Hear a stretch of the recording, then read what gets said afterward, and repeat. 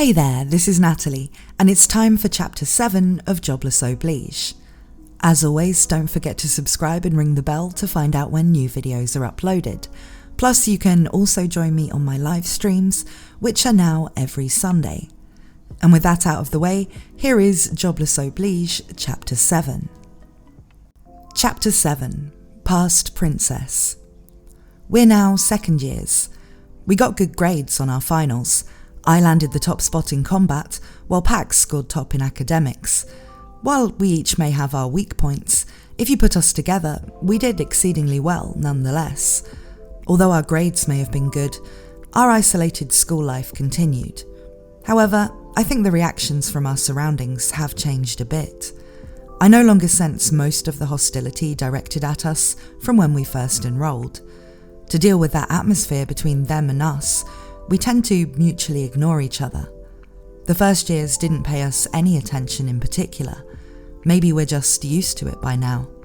Perhaps, in order to work on improving themselves, they've got no liberty to pay attention to strangers. I don't know why, but this feels a little better. However, another problem arose. It happened shortly after our second year began. A lone girl approached. Graced with long, fluffy blonde hair, she was beautiful. She came before me and gave an elegant bow. "I've always looked at you from afar," followed up by a respectful self-introduction. She was the daughter of the ruler of Azura, in other words, a genuine princess, and a second-year student, same as us. From when we first enrolled, it would seem like her mother had instructed her to get along with me. Yet, due to the colour of my hair, my large physique, and the fact that I got into a fight soon after enrolling, I appeared to be too intimidating, so she avoided contact until now. Since I've recently been more studious and have been carrying a gentle expression more often, she's changed her mind. She was sorry for being taken by first impressions. She wishes to get along from now on. By some chance, we may get married in the future. After having one-sidedly apologised, without waiting for a response, she bowed and left. Marriage. Though that keyword rang out, I could understand. My father is a fairly influential person. Naturally, he would have close relations with the Azura Kingdom, the largest country in the world. It seems that the ruler of Azura wishes us to forge even closer ties with my dad. Or possibly it's the other way around. Whichever way, with such connections, talks of having their children marry would naturally surface.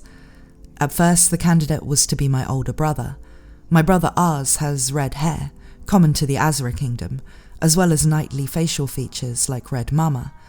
It seems like there were already talks for having my brother marry the Azura princess.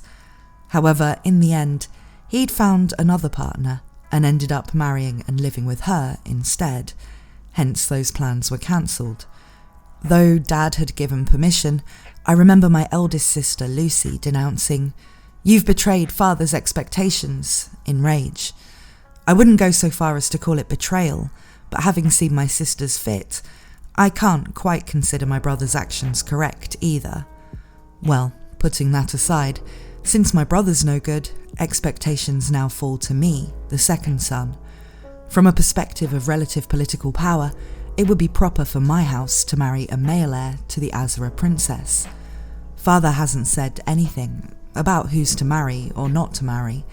However, that girl's mother had given her detailed instructions for various things.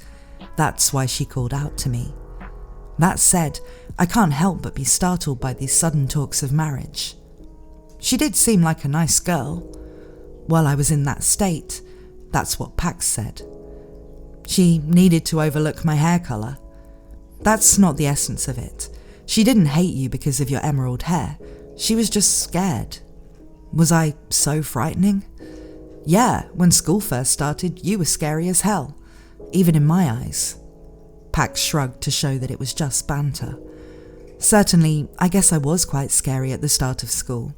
Though I wasn't conscious of it, protected by Father's authority, I'd been using violence, all while saying that I wanted to be an ally of justice. Being such an enigma, I suppose others would see me as a frightening being. Normally, I'd expect her to just keep ignoring you, but nonetheless, she came to get acquainted. If she wanted to, She could put off contacting you till after your engagement was established, nor did she even need to bring up the possibility that you'd get married in the first place. What an honest girl. Now that you've mentioned it, that sounds about right. Same as us. With parents in politics, she'll eventually have to marry for that sake. In that case, wouldn't it be preferable to marry someone nice? When what Pax said sunk in a bit, Pax, could it be that you have a fiancé? Actually I do. We've never met, but that might be because I've been avoiding it. With those words, I'm reminded of his homeland filled with nothing but enemies. Surely, even after marriage, his wife wouldn't become his ally. Oh yeah, that princess's name. What was it again? It was Sariel. Sariel Anemoy Azura. That was her name. After that day, Sariel dropped by to chat on a daily basis. With that said, her conversation topics were too far out of my areas of expertise. Things like flowers and tea, pastries and animals. Since we did have a dog at home, I was able to chat about it a bit, but that's as far as I could go. The conversations quickly came to a halt.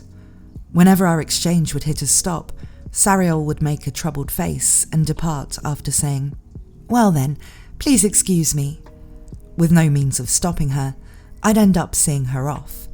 Those kind of exchanges repeated many times. You need to bring up some topics yourself. Though Pax might have said that, it wasn't exactly a simple matter. I had intended to do so. My favourite topics were the same as always. Heroic epics, tales of adventures, the stories I've heard since I was a child of various struggles that my parents and master experienced, all tales of battles. Yet when we go with that, it ends up being me doing all the talking. Sariel would hear such stories with enthusiasm, making indications that she was properly listening. She would even pose questions when something was unclear. However, that was just on the surface, and I could tell she wasn't actually interested. While we're at it, in particular, she wasn't good with stories in which people die. For example, once upon a time, my dad and granddad challenged a labyrinth of the highest difficulty. To rescue Mum and grandmother, Dad and Grandad had secured the cooperation of various allies and delved to the depths of the labyrinth. Along the way, the group was able to rescue my mom, as well as my grandfather. However, grandfather had perished in battle versus the labyrinth's boss. Because of that, father had fallen into a deep depression, but recovered with mom's assistance and returned home. It's a sad story, but at the end, without fail, Dad would state, "No matter what the trials and tribulations one may experience, this had taught me that we must always continue to push forward." It's a nice story. Still, upon hearing of my grandfather's death, Sariel would make a sad face, saying, "I'm sorry, but I don't want to hear the rest," and leaving. Without hearing the conclusion, it ends as a sorrowful story. Even though, if you stop the story there, it would certainly have a sad ending. I'd say for sure our compatibility is bad. Even if our compatibility isn't great, I know she's not a bad girl. I can't say that I want to marry her though. If we could find some common ground, it could be possible for her to become pleasant company, but being unable to do so, this continues to bother me. Anyhow, she's a troubling partner. It would be nice if I could talk with my brother, who's good with the ladies, but he's long since graduated and has been helping father with his work. Though he graduated the Royal Academy at the top of the class, he's now buried under a mountain of work. It's not so important of a problem for me to trouble such a busy brother. Therefore, my mediocre relationship with Sariel remained as is. Still, the advent of Sariel didn't improve the state of segregation for myself and Pax. To the contrary, it feels like we're even more isolated than before. There were some students that didn't like how I was getting close to Sariel. There were guys from distinguished households hoping to marry her. Having seen me get close to Sariel, their attitude took an about face and the harassment began. That didn't last long though. That's because Sariel's entourage took action. Since Sariel was a princess, it was a given that she'd have quite a few followers. They were girls from families of Azura's upper nobles. Always nearby, they would shower Sariel with affirmation, like a field of flowers, with Sariel's smile in full bloom at its centre. From afar, in the midst of flattery and honest praise, you could always see Sariel's unwavering smile. That entourage came before us. They made up some only Sariel-sama is allowed to call out to them kind of rule. Regardless of who would approach us, they would drive them off, be they ones with any prospects of marrying Sariel or not. The girls of Sariel's entourage were from families of high standing, as well as abundant in number. Surely this wasn't for our sake, nor was it out of some sense of justice. Witnessing their idol, Sariel, willingly associate with some boy instead of themselves, perhaps they felt their own value decreasing. Or maybe she told them, "My mother instructed me to do so," and they wanted to fall in line with the royal family.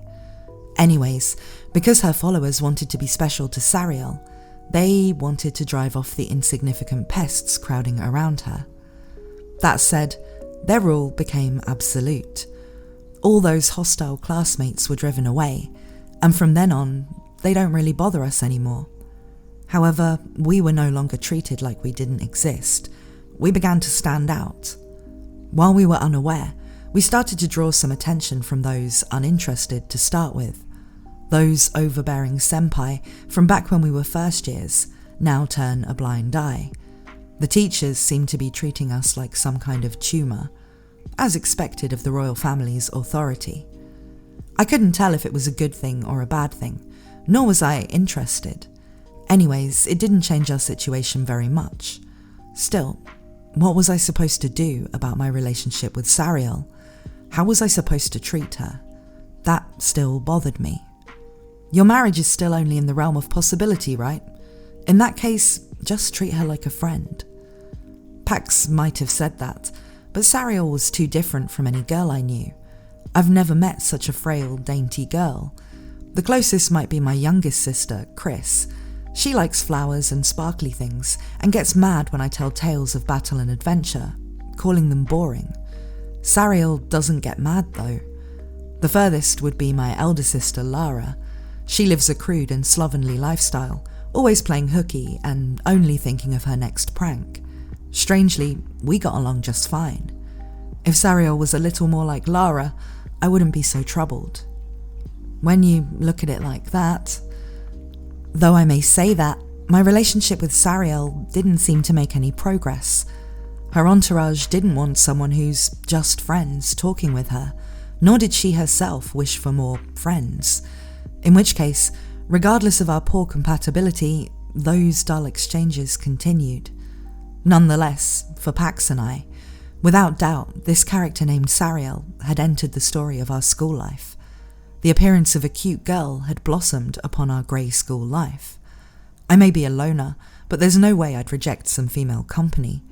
Regardless of how we might become engaged, or the fact that she's a genuine princess, I still held the desire to get close to a pretty girl, although our feelings for each other didn't seem to change. My strange relationship with Pax and Sariel went on, visiting the slums with Pax, the three of us having a chat. Many things happened, but our relationships didn't really change. Pax and I remained close friends. Sariel and I remained awkward with each other, same as always.